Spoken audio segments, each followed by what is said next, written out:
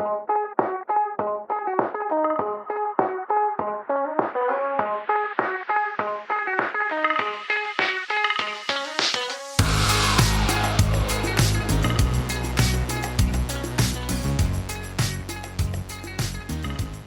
to Roundtable Mindset, the podcast where we seek to understand and share different perspectives in order to grow and challenge our own.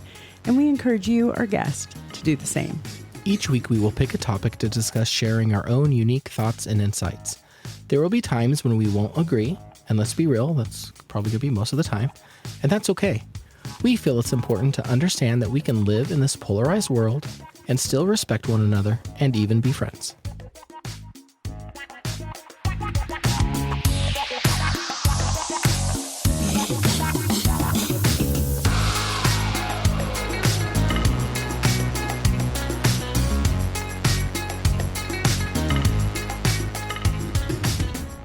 Well, hello, and welcome back to Roundtable Mindset. This is Jamie. And I'm Mahlon. And we're here for another episode today with a guest.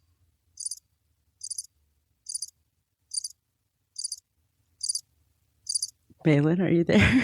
Yeah, I'm here. Why? Yes, today we have a very, very special guest. So, we have my sister-in-law, Bailey Bolte, with us today.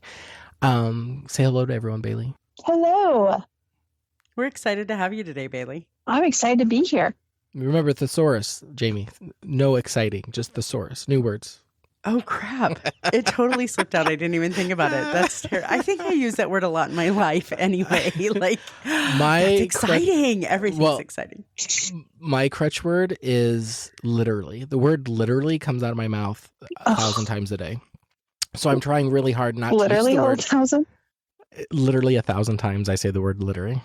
Bailey, since we're talking about it, what is your overused word? Probably literally as well. I was going to say, all you have to do is jump on a podcast for a few weeks and you will figure out what that overused word is. Because if your friends and family aren't pointing it out, you're re-listening and cringing every time you hear it. So, oh my gosh. It's painful. It is painful.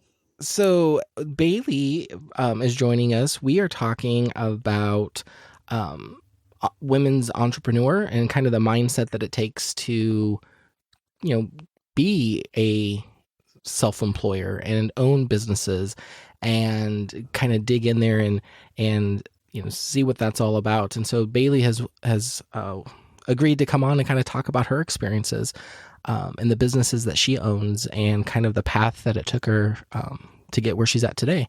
So it's going to be exciting to talk to her a little bit more. Very exciting. Good job, Mahlon.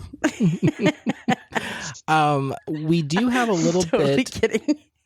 We have a little bit of a food for thought that I think ties into our conversation with Bailey as well as her industry. And that is, what inspires us? What inspires you? There's a lot of things in my life that I use to kind of motivate me to keep going. Family, shelter, just being able to live day to day is always a good motivator. But I thought it would be really kind of great to just take a moment for us to discuss the things that motivate us in our life. What do they look like and do they change over time? So, Jamie, I'm going to kick that question over to you first. What kind of motivates you? Chartreuse is what you started saying. I was gonna say that was dirty, dude. That was dirty.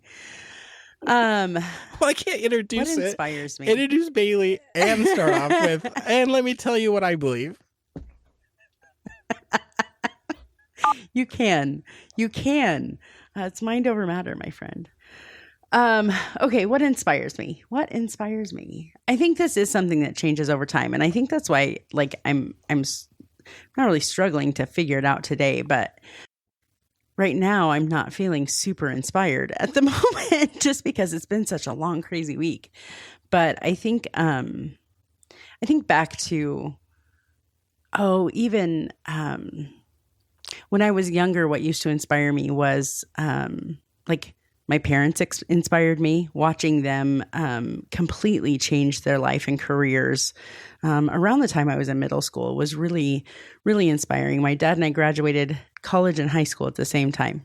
And, he went from being a small business owner to selling his business and working in some... Are you there, Bailey? Yep. Okay. We're hearing a couple of times now, like the buttons being pushed on your phone.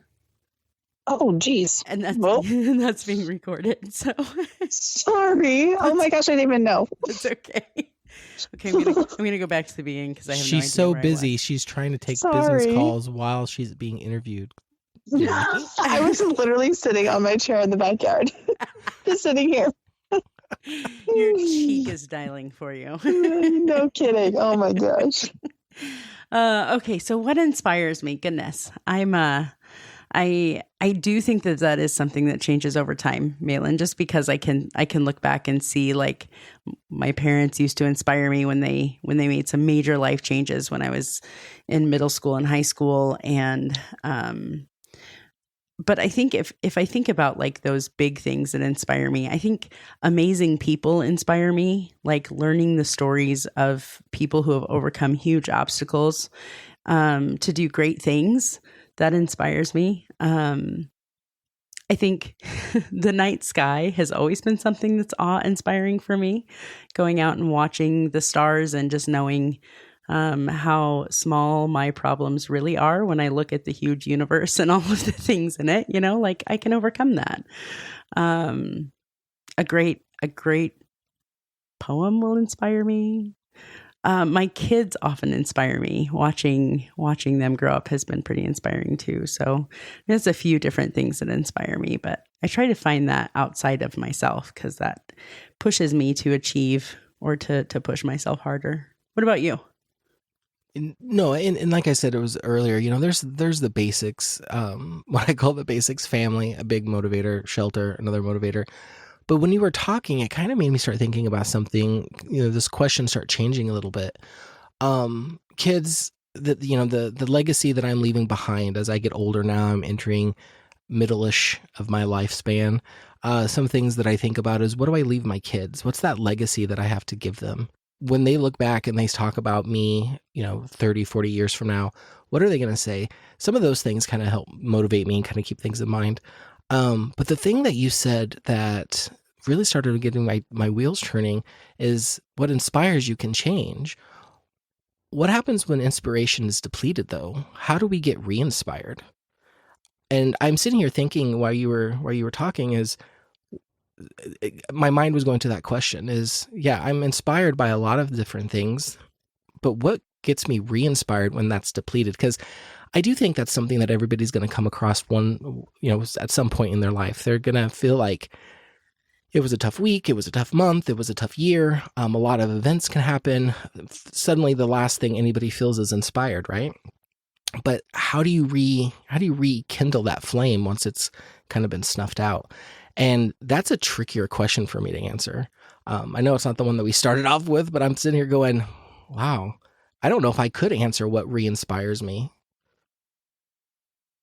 as I'm contemplating that question that is floating around in my head.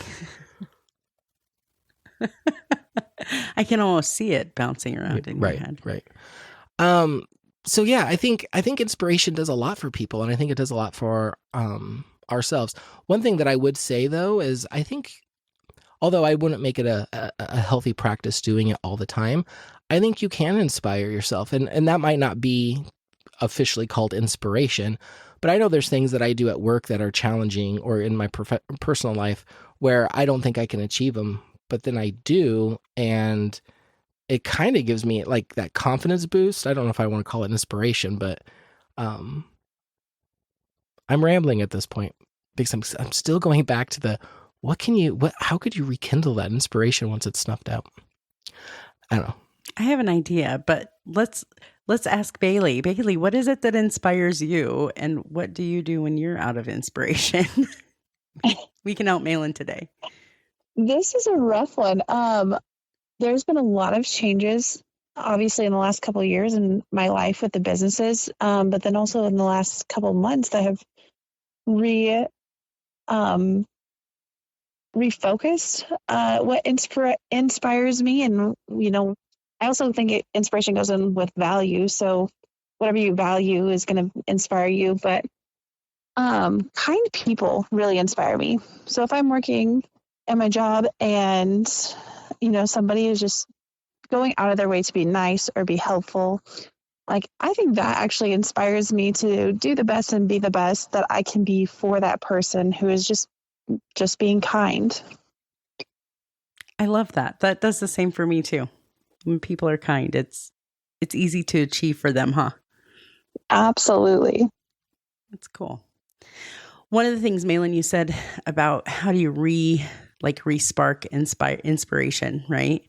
One of the things that we talk about in my work is something, it's a concept called sparks. And the idea is that you really kind of take some time to figure out what it is that sparks your soul, right? And the goal in what we use it for is really to work with kids and youth to say, okay, let's take a minute to really think about your passions and your interests and what's important to you in order to help stoke the flame that comes from a spark, right? So I think back to like my daughter. My daughter was born on Earth Day. So for her, like saving the planet has always been this huge thing for her. And she has used that over the years. You can just see that it's important to her. It's something that sparks interest and sparks passion for her. So in middle school, she went to her principal and said, we need more recycling bins, and like made this whole thing about how the school needed to do more recycling. And it was kind of fun to see her utilize that spark. But sometimes it's really, sometimes it's about just the act of trying to discover what that is. What is it that sparks your soul? What is it that makes you put your feet on the floor every morning and get going during the day? And I think the act of seeking that can inspire us too. You know what I mean? Yes, as I'm listening to you and Bailey, they're all great answers, some of which for me, if I look internally for me, sometimes just sheer will is what kind of inspires me. Sometimes to get up and move, to the next thing in the day, or get the day started, or go to a difficult meeting that I know that's coming up, or have difficult conversations in my personal life, or an event that I don't really want to go to, whatever it is. Sometimes it's just sheer will that gets you from one place to the next.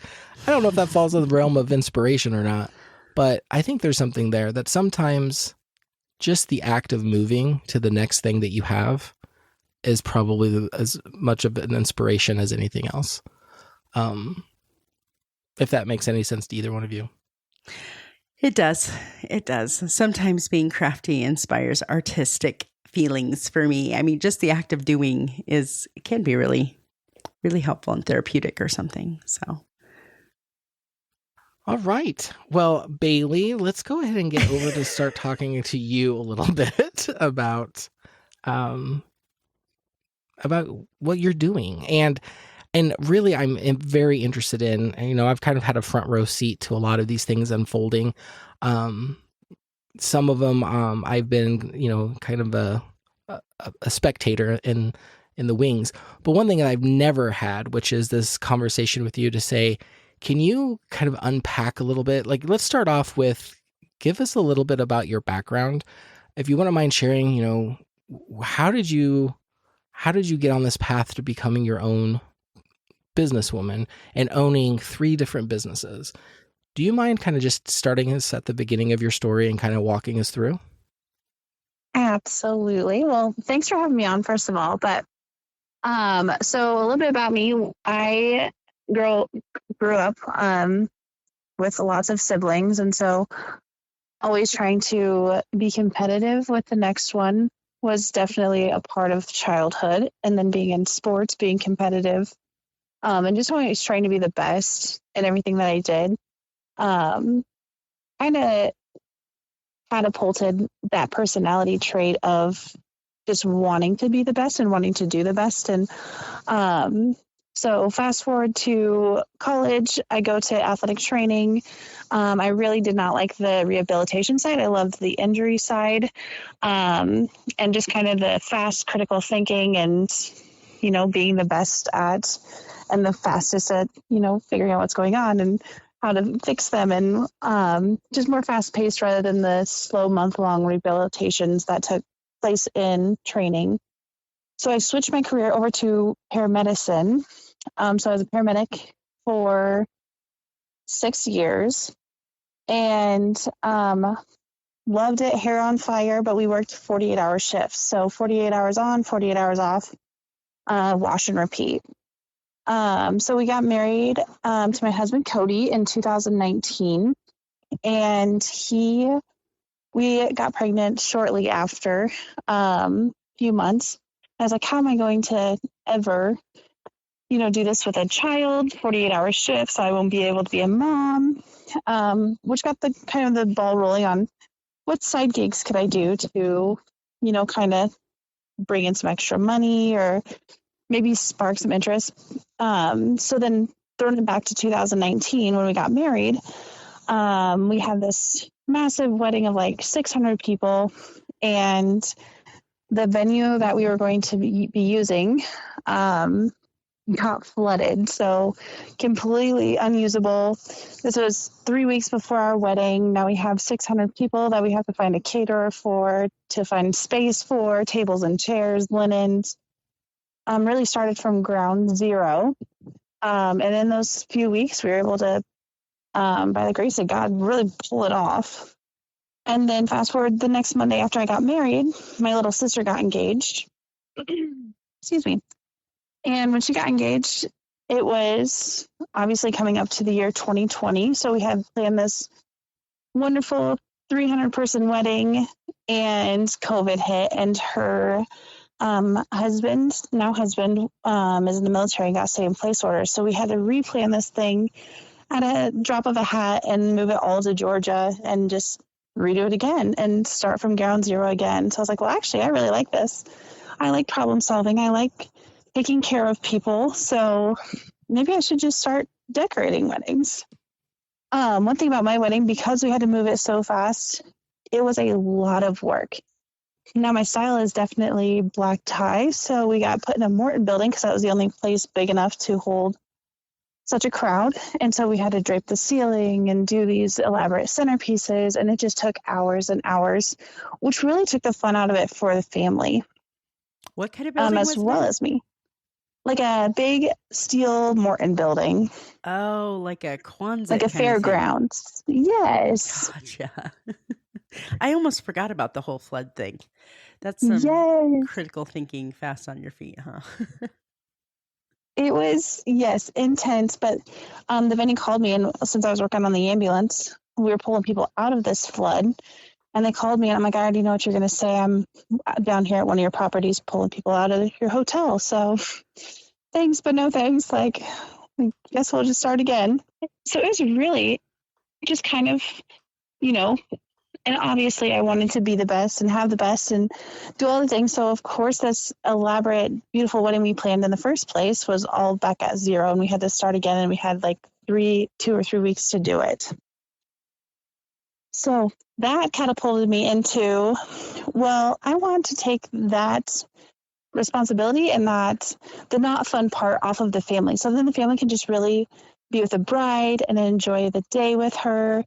So I will take care of all the decorating. So I started a little business on the side of, hey, I have all this stuff. I'll come decorate your wedding. You guys don't have to lift a finger. And 3 years later, now we're running just over 1,000 events a year. So your first business was a wedding decorating business. Is that what I'm hearing? Yes. Yep. Awesome. What's the name of it, Bailey? It's called the Wedding Sisters. And so the name of it was actually funny because we had my sister-in-law had also she loves decorating. She's like, well, I'll come decorate weddings with you. However, when it kind of came a real business, she's like, Bailey, I just really kind of want to be a stay-at-home mom. So and then my little sister, like I said, she was out of state. She got put in place in Georgia.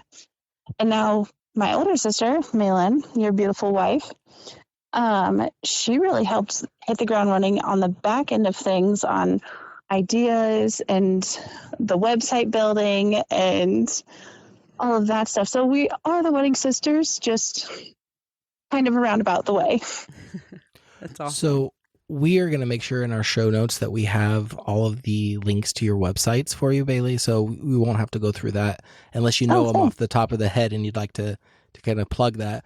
But for the wedding sisters, I'd like to take a moment and kind of pause here, because this was where I was able to kind of see, very close to you kind of formulating this and getting it off the ground and starting your website and getting business going. Again, I wasn't into the in and outs of the industry, obviously, but I got to see your hard work starting turning into something tangible, which was kind of cool from my perspective. So do you mind kind of going through, what kind of mind shift did you have to have, or what kind of obstacles did you have to overcome going from an employed paramedic with a secured income coming in? Sounds like, you were just married, so your family was just beginning. What did you have to overcome, or what were you kind of nervous or scared about transitioning from that type of secure way of life, income, over into being your own businesswoman? So to overcome going from a corporate employee to a business owner was really it was not easy by any means. So, you have your benefits, you're getting paid every 2 weeks, it's going to come. But I really took my maternity leave to kind of just store away the money and just to see where we would be at just living on one income. Now, when we had our first child, so I started Wedding Sisters in June of 2020. That means I put it on Facebook like June 27th or something like that. So our first wedding season didn't even hit till that next May. Like we started booking right away, but nothing, because people don't plan usually a couple months away. They're 6-8 months out. So that fall, so the June to October, we had our baby. And then that next March is when we kind of hit our first wedding season. So I quit my paramedic job in February, just kind of honestly a leap of faith. Like, God, I don't want to be kind of an absent mother from my kid's life. So we're going to take this step of faith and do with it what you will. Like, if it's not, then we'll look for a different job. But we took $500 out of our savings, and I got some items from different vendors just to start off my little stock, so I'd have some stuff to show brides in meetings. And then shortly after that, it just kind of catapulted. The obstacles, it was tight. Like, money was tight because we did take that leap of faith before we hit our first wedding season. So but it was kind of we're out nothing other than me quitting my job. So we didn't spend a whole lot of startup on this business. We were running it out of my living room. So we weren't out a whole lot of money. I would just have to find a new job if it didn't take off. So did you have a lot of, you didn't have any employees, I assume, when you quit your job in February? Nope. How did you do all of this by yourself? So family is definitely, I call us the wedding family to begin with, because just like Mahlon came alongside us and said, hey, Bailey, I have these skills. So let's create you an actual website and let's put you on Google to make you official. So Kim and Mahlon really took that under their wing and built this awesome website, and were patient with me as I decided to change my mind 15 times, because we, of course, started out not knowing anything, that we had to just learn by trial. So Kim and Mahlon took that piece of it, but decorating weddings, it was me, my sister-in-law, Chelsea, and then my mom, and then our neighbor girl. So we would just go out and decorate weddings, and I had this little infant with me, so he'd be in a pack and play back in like the kitchen or something, that I'd have a babysitter sitting back there with him, and that's where we started. Amazing. So that was business number one. Did you have any other questions about this so far, Mahlon? Just a second.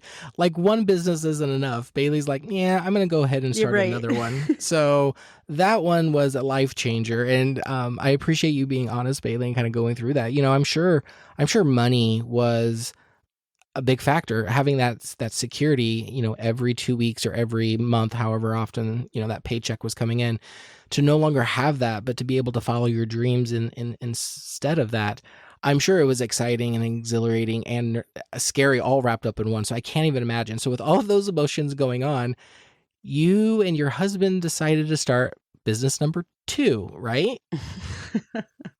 Oh, yes. So I have to put this plug in here. I am 100% standing on the shoulders of giants. So even though my face and name are the forefront of our businesses, I mean, Mahlon has been there since day one. Kim has been there since day one. Mom and dad. I mean, the support system that drew me into this world definitely is the only reason that it even got off the ground.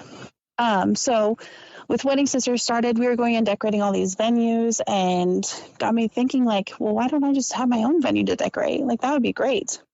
So we did a lot of research, and I started stalking every property sale online, and just nothing. And it was really disheartening of, okay, like, I really want a venue, but it's absolutely astronomically pricey. There's no way we can afford that.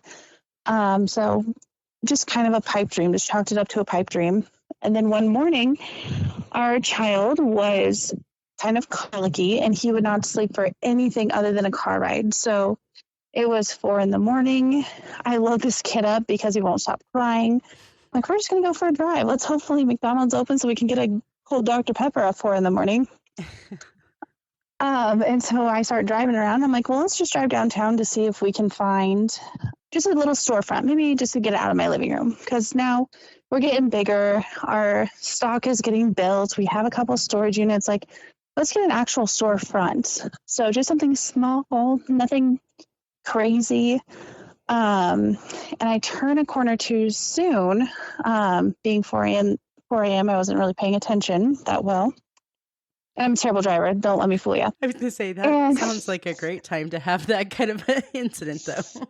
Yes. Well, I drove by this, and it just caught my eye out of the corner of my eye. And there's a for lease sign, huge for lease sign in this huge building. I was like, huh. And so I go peek in the windows, and I'm like, that might be big enough for a venue. So I called Cody. It's now 6 a.m. And I was like, hey, I think I found a venue. And he's like, well, give him a call and see what the details are. So at 8 a.m., I call this number that's on the sign, and I said, well, what are you renting it for? And he said, well, I'll have to ask the office. And right when he said that, I was like, well, would you sell it? And he threw out his number. That number was right in the budget we had been talking about for a venue. And so I was like, okay, can I come today at 1 to see it? And he said, sure, sounds good. So I called Cody back, and I'm like, I think we just have a venue. I think we just bought a building. He was like, what? I was like, yeah, today at 1. And I was like, can't even breathe. I'm like, today at 1, we're going to see it. And I think it's perfect. And he was like, okay, just calm down, come home. We'll take a nap. We'll talk about it then. Yes, right. So we went and looked at it at 1. Then I called my parents because, they're part of the inspiration, but then also just, I really respect their wisdom. And obviously they've been around a lot longer than I have and have dealt with property management and things. So gave them a call. They came and looked at it at 3. And that next following Monday, we had a signed contract, and we now owned a building to be our own. So business number 2, Legacy on the Bricks, an event venue downtown. Awesome. Okay, so I'm going to pause there. Sorry, I just want to add something. So your first business, which was virtually online, you did not have brick and mortar, didn't have a place. Second business, you bought yourself a venue. It's Legacy on the Bricks downtown. Downtown Where? Downtown Kearney, Nebraska. Okay, so now you have your own venue, you have your own decorating business. Does the decorating business, is it within the same building, or is it still mostly an online business? Yeah, so again, this whole thing has been a God thing. So we go look at this building. There's not only enough room for an event venue of 450 people, but there's an entire warehouse on the backside of this thing with an overhead door. Perfect. So we can run Wedding Sisters right out of that brick and mortar venue. That must have made a lot more room in your living room.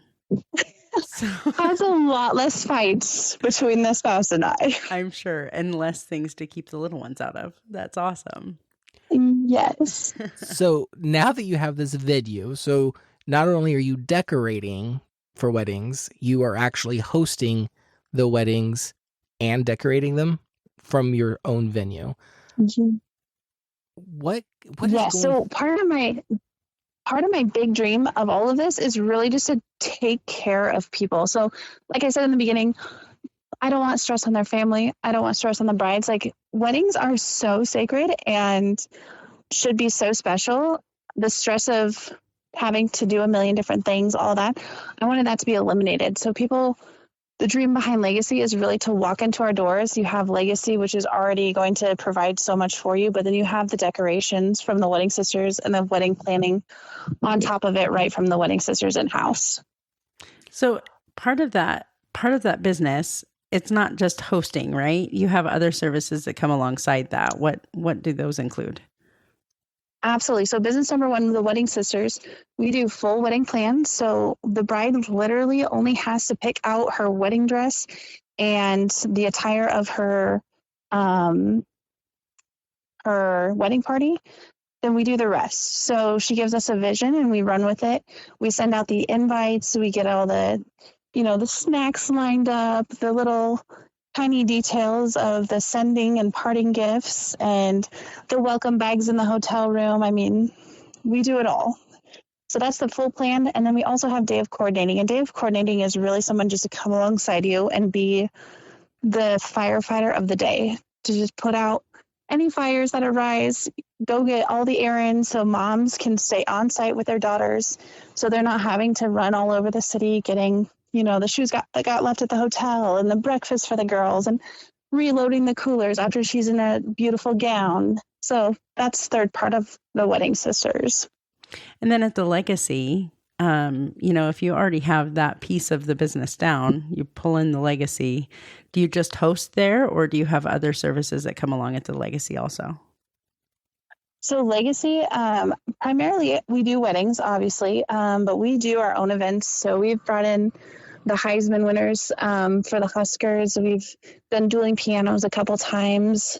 We do a lot of fundraisers for some of the foundations here in Kearney, but weddings is primarily that market and for Legacy. Okay, Bailey, I have a comment and some questions. We can stop with business number 2. So what I'm trying to get inside your mind, because if I was doing what you were doing, the word that I want to describe you is you seem like you're fearless. Like, there would be so many of the unknowns. To give a little bit of a backstory, my family has owned a restaurant for 35 plus years. So I grew up as a child with my parents having their own business and kind of seeing all of the ups and downs, and the customers are your lifeline, and you have employees, and you have there's a lot of things that come with owning your own business.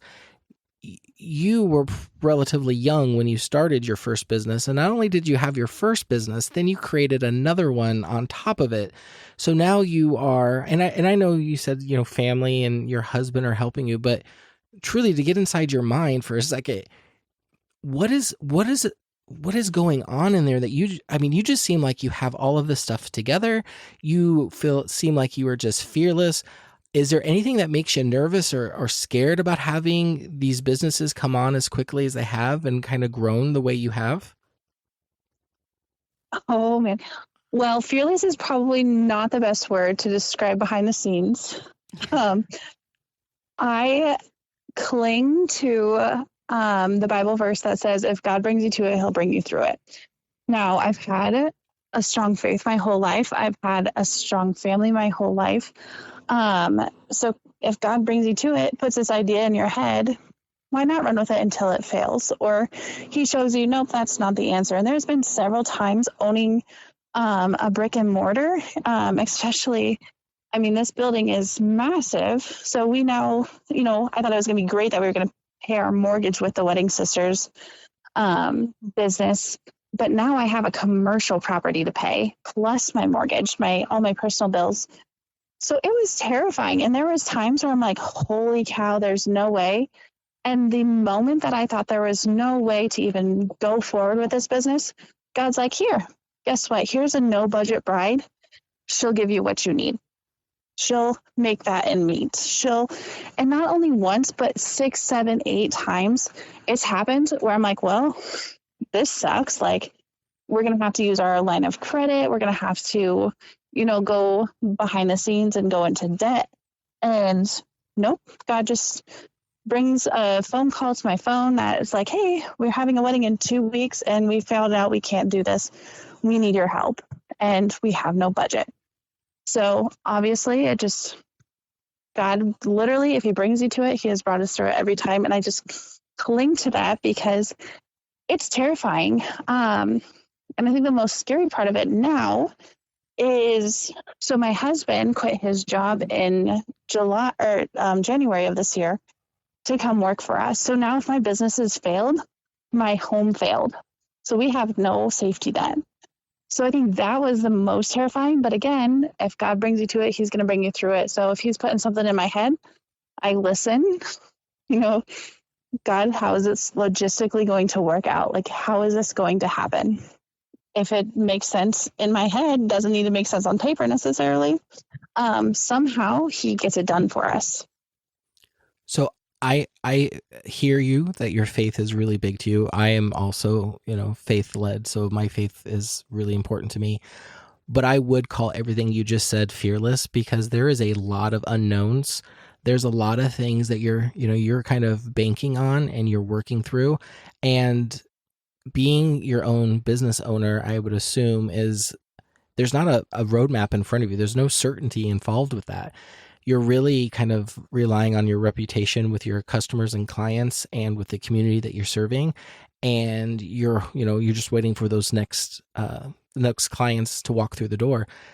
So I would call that fearless because there's some times, again, I hate making it about me, but I'm trying to relate as much as I can.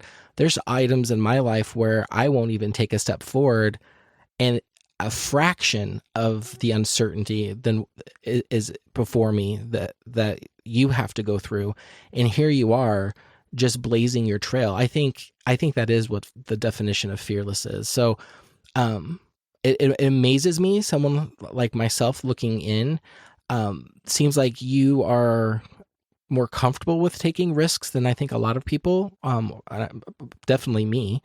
So I just want to take a moment and kind of highlight that. I obviously don't want to put words in your mouth, but I'm sitting here listening to your story and I'm marveled because, again, I have older children. My oldest is just about ready to finish high school, and your family's just starting, and you have these major life changes, and you have these major, these businesses that can generate risks and uncertainty, and you seem to be doing it very well. So I'm just marveled at your story and kind of the courage that it takes to kind of do what you're doing.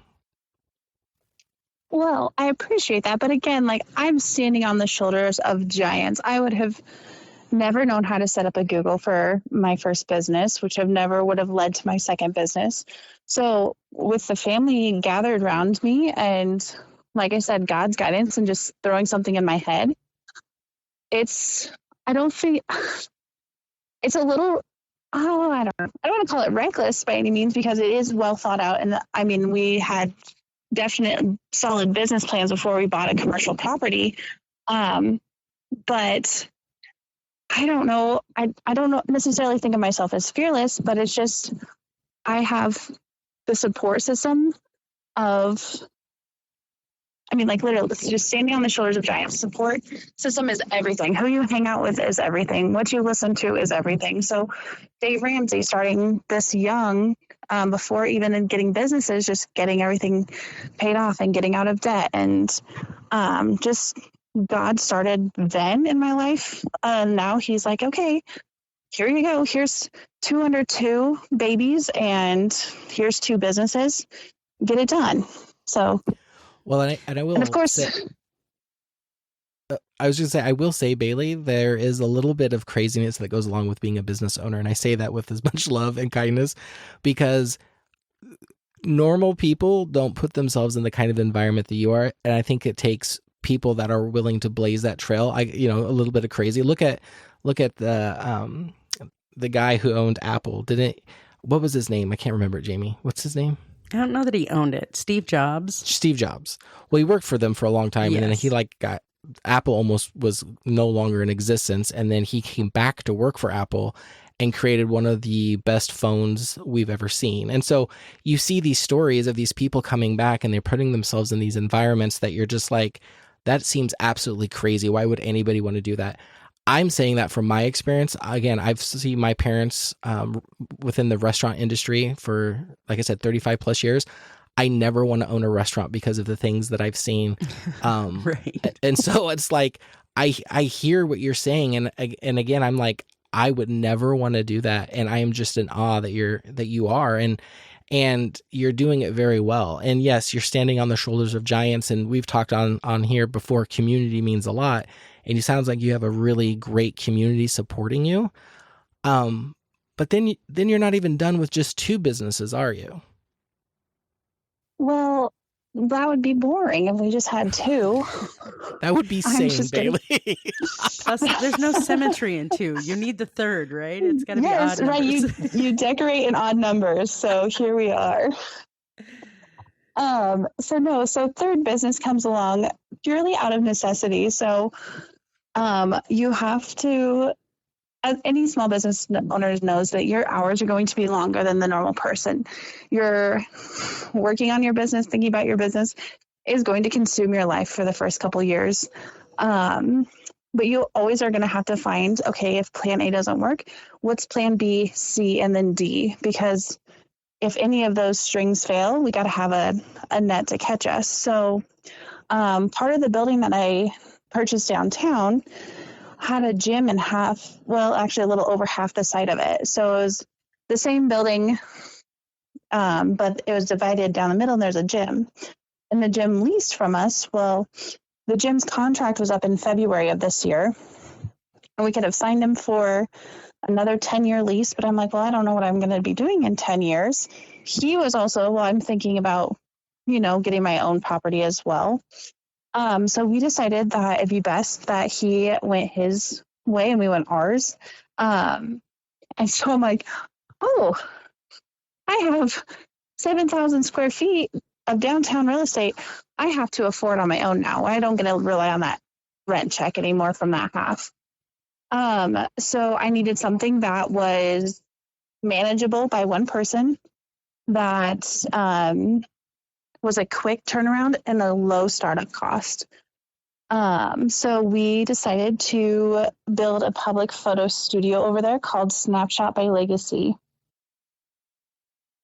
A public photo studio.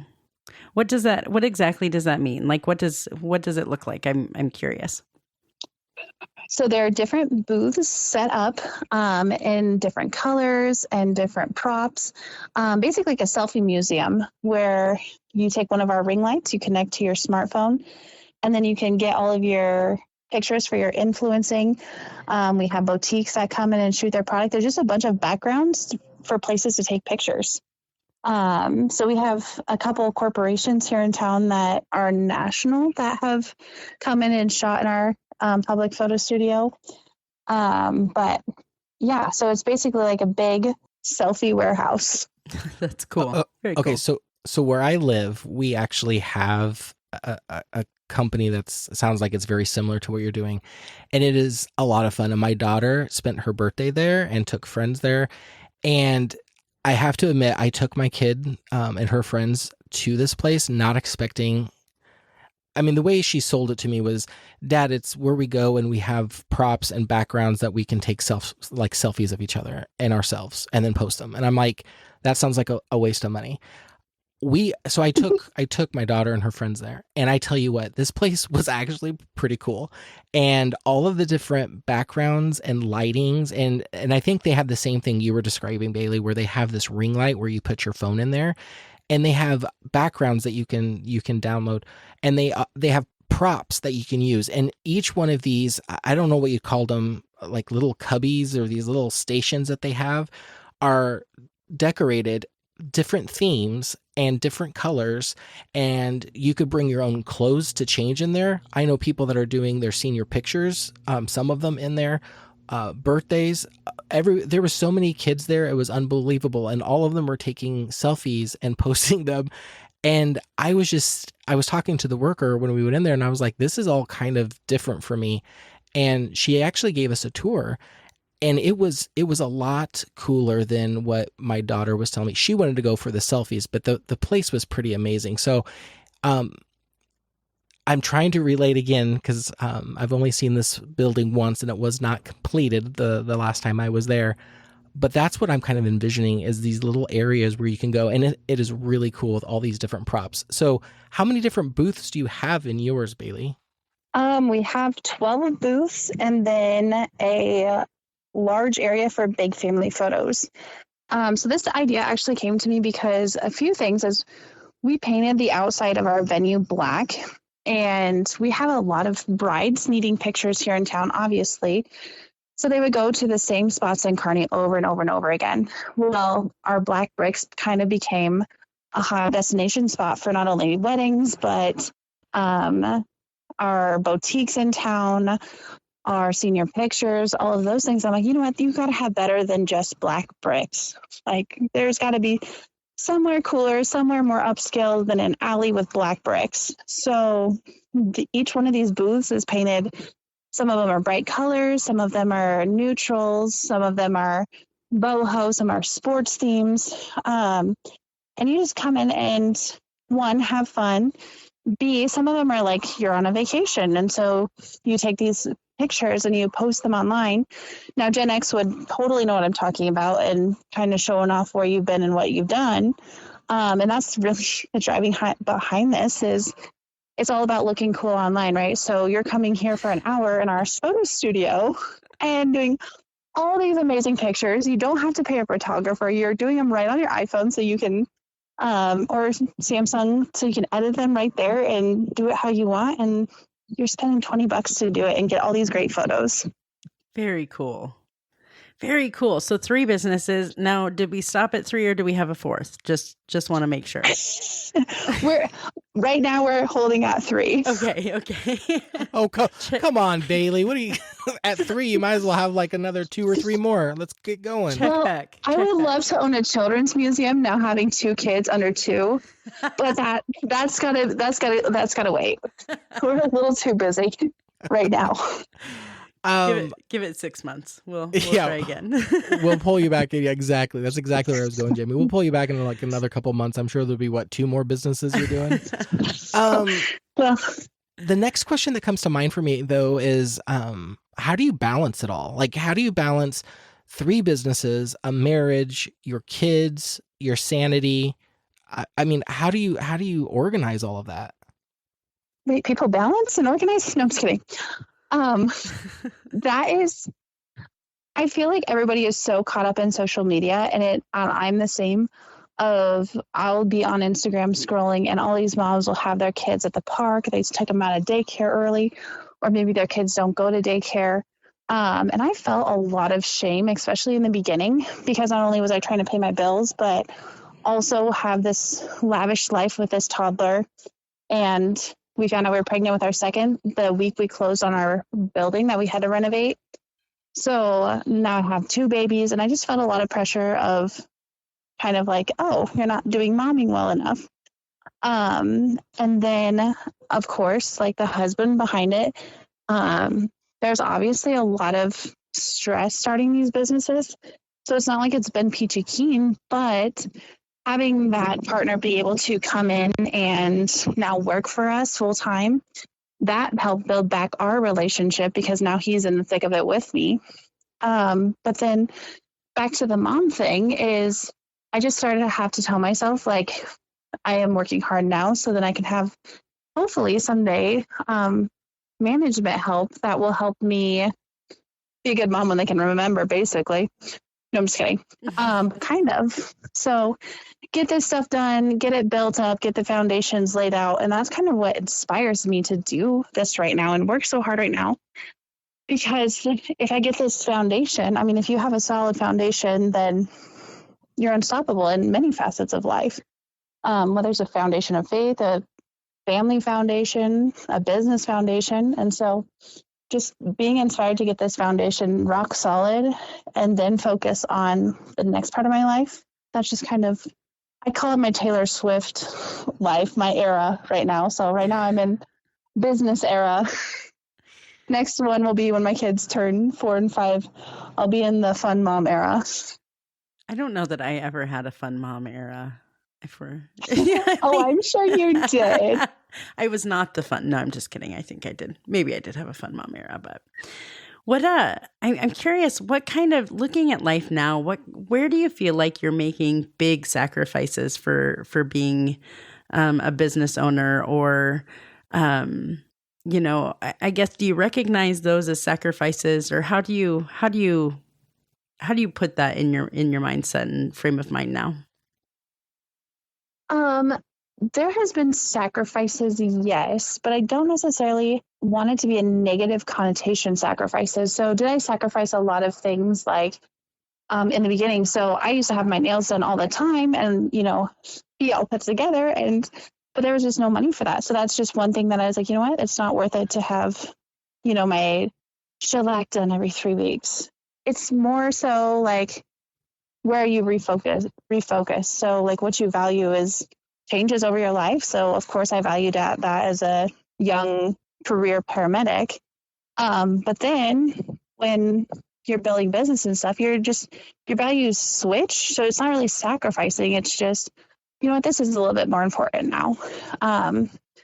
Things like just having, there was times in the beginning, especially when I first quit, that it was like, oh, like we can't just go out and get a new shirt or something like that. And that sounds so superficial, but it really was a big life changer for me, but it really switched my value or what I put my value in. So do I need this? And we're not going to, or it's going to stress our bank account, or are we going to forget about that and, be comfortable kind of thing. Mm-hmm. So I think not necessarily sacrificing things, just switching my values on things. I love that.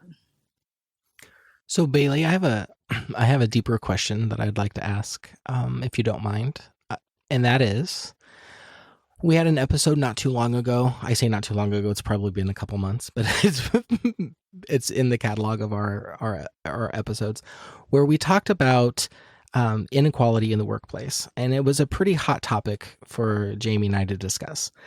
So I'm going to ask you some questions relating to that, because I think from a business owner's perspective, it would be a female business owner's perspective, it would be really cool to hear your thoughts. But, a lot of conversations, and Jamie, I don't want to rehash this. It was, men dominated for the longest time. It's a male dominated business, industry life. I think the statement that you made in the podcast was, in all things, men have, been the majority. So Bailey, I'm going to ask you, in your industry, in the businesses that you have, do you feel like it's against you since you are a business owner? Have you experienced anything like that? Do you, I don't know, I'll stop there. So just kind of ask you some of those questions. Oh man, I have my mind racing. So obviously I came from a paramedic background, and paramedics are traditionally men. So big, strong, tough men. I do, in my personal life, believe that there are men jobs and there are women jobs. Some women are just not fit for certain jobs. And then the women that are in men dominant jobs, need to be able to keep up with those men. So, I was lifting heavy and doing all these things just to make sure that I was able to do a man's job. So just on that note, now I'm back into a predominantly female business of weddings. But taking it to the legacy business number 2, when we were renovating and I was meeting with contractors and just different vendors and different things, it wasn't so much that I was a woman that I wasn't getting respect. It's because of my age. So they were like, oh, did daddy buy this business? Or, oh, you're the owner? So my dad was helping a lot with the renovations. My dad and brother and Cody, they renovated that entire place, like down to the studs. But anytime a contractor would walk in, they would walk over to Cody or they'd walk over to my dad and start talking business with them rather than coming to me. And I don't think that it was meant to hurt by any means or be disrespectful by any means, but I think it's more so because we were in a construction zone and they were my superiors. So like they were older than me, not necessarily my superior, but they were my elders. So I feel like I got a little bit of that feeling just from being my age more so than being a woman. But being a woman business owner, I mean, I feel like there's a lot more opportunities because my name's in the forefront of the LLCs rather than Cody's. Now, obviously, we're fully partners in everything we do in life. But with my name being first, the country is so geared towards women right now that there's really we get a lot more benefits because my name is first, if that makes any sense. So I feel like it's almost swayed towards women business owners. Like to start a business, I think you're in the front driver's seat if you are female. No, I think that's interesting. And again, just trying to get your perspective on that, because I think a lot of it goes into, and again, I don't want to rehash that whole episode, but I think one of the main elements that I'm hearing you even say that we mentioned in that past episode, which is, I think it depends. Like there's a lot of different things that go into a male-led industry versus a female-led industry. And so I think you have to take those into considerations. It is interesting, though, that you honed in more on your age being maybe a factor more than your gender, which, I'm guilty of that in my own personal life, which we won't have to get into on this conversation. But I could kind of understand that. So that's interesting. Thank you. So as we're wrapping up here a little bit, what I would love to hear, Bailey, is some of those things that you are like feathers in your hat. Some of those proud moments or big achievements that you've had since you've opened your businesses. What brag for a minute for us. Oh gosh. Like I said, the Mahlon has been kind of at ground zero. They're with me and building up our Google and building up our website and stuff. And now we can kind of track how many people are visiting our website and how much is flowing through that website and, what our most popular products are and stuff like that. So it's fun to see that just like kind of take hold. But the one feather in my cap that I do that I'm very proud of is being told and being awarded, being the best in our business. Because I really do love my brides. I really love what I do. So when I leave their wedding, it will be the best wedding and it will be an experience for their guests. So I think taking care of my brides to the best of my ability, that their wedding comes out the best wedding that some of their guests have attended. Well, it sounds like you are meeting expectations and beating them. So that's pretty exciting. Mahlon, sounds like they're not just, I was going to say, it sounds like those are not just your clients, that you really care about the weddings and the brides, and you're really investing in their day. So I'm almost hearing that your business isn't just a business. It is a relationship that you're building with these brides and these brides' family. And I would even include the groom. And it sounds like you're becoming part of their day, not just supplying them a place to have a wedding or a reception or a party, but you're really you're really caring for them during one of their most stressful days that they probably will have in their lifetime, at least up until that point. And I think that matters. I think to me, hearing you say how much you care and you want to invest in their day speaks volumes for the type of person that you are, Bailey, and the type of the business owner that you are. So I think that's impressive. Yeah. Well, thanks. They do come. Like especially my full plans. These people I work hand in hand with. We text daily, if not weekly, just about life in general and all the exciting things and the things and advice that they need because they've never done this, they've never been through this. So they become, some of my closest friends. I mean, there's many brides that I still catch up with on a regular basis. Now, not all of our brides are that way. I mean, some of them we meet for a decor meeting and then we send out their decor, a year later or whatever. So I don't get all the relationship with that. But if we're doing the setup tear down or if we're doing any of our services, not just our product, then those brides really do become like family, especially for the weekend, if not for life. Well, maybe in a future episode we could talk about bridezillas, because I bet you could have some serious stories there to share. But only 3. I've only had 3 in all of these years. That's so amazing. Yes. Well, you said you don't know where you're going to be in 10 years, but maybe you can project down the road in 4 or 5 years. What kind of goals do you have for your business here in the next few years, and where do you see yourself then? We are actually taking our next big leap of faith and getting full-time salaried employees on board. So just having a family of employees that know they're loved, they love their job, and are doing it to the best of their abilities. So then our company is being the best that it can possibly be. I hope that in 5 years that I'll be able to be in my fun mom era and not work 6 a.m. to 8 a.m. or 6 a.m. to 8 p.m. every day. And kind of step back, not step out, but just step back a little bit so somebody else can come alongside me and help out with some of the on-site hours. Yeah. Awesome. Mahlon, did you have any other questions before we wrap up with Miss Bailey? No, I think we got everything that I wanted.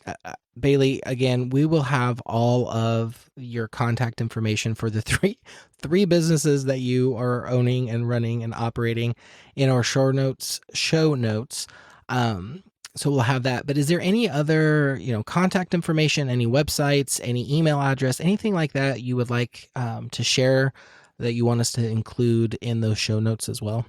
Well, business builders, if you still want that. Yeah, we're going to omit that. We're going to delete that one. But thanks. Dang it. Like the other day, I was like asking, I was like, how'd you find us? And they're like, oh, we just Googled it. And I'm like, oh, cool. Thanks, Mahlon. Well, again, I did the same thing for my dad, and it's pretty amazing. If you know how to put that Google Magic in there, it's pretty cool. So Google yes. Magic. Go ahead. Oh, I was going to say, I don't have anything else then. So but thank you, Bailey. Appreciate you coming on and kind of sharing your experience and telling your story. That was awesome. Well, thanks for having me. Yeah, it's been cool to hear the backstory. I mean, I kind of know some of it, but it's been cool to hear it from you. And I think it's easy to say that Mahlon and Kim are very proud of you, and I am too. It's pretty awesome that you're doing big things. So, congratulations on not 1, not 2, but 3 businesses. Gosh. Well, thank you. Yes. You need to come down and take some pictures because. Well, I was going to tell my daughter about it because I don't know that she knows it's there yet, but I'm pretty sure her and her friends will enjoy coming down there. So, well, I think I need to get on the phone with Mahlon about some Google Magic for that soon. Yes, Google. We need the Google Magic. So, right. All right. Well, thank you again, Bailey, for joining us. It's been a good conversation, and we look forward to all of the great things you'll do in the next 6 months with 4 more businesses. So. Thanks.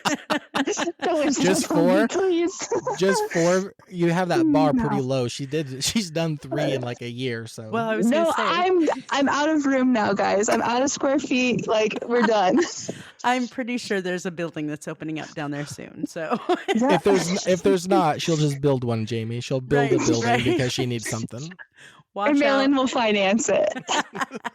I'm sorry, you cut out at that last part. Thanks again, Bailey, for coming. We really appreciate you.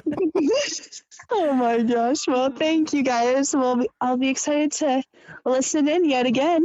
Yes, thank you. And thank you everyone for joining us today. We hope you enjoyed our conversation with Bailey, the owner of Wedding Sisters Wedding Management. I don't know, what would you even, wedding consultation? Is that kind of what it is?